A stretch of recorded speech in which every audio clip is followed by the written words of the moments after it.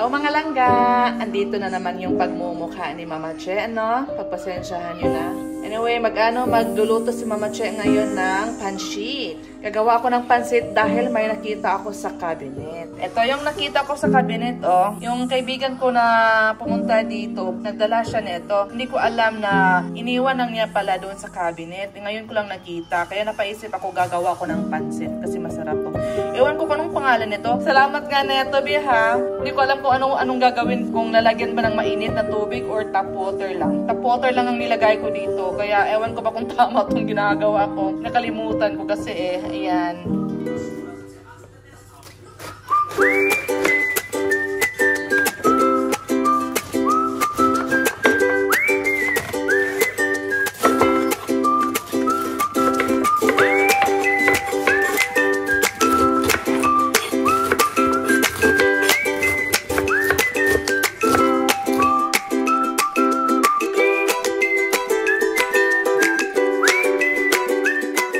To sa mainit kasi mali pala yun kanina. Nilagay ko tap water. Nag-message ako sa kaibigan ko, sa Bebe. Shout out yun sa Bebe.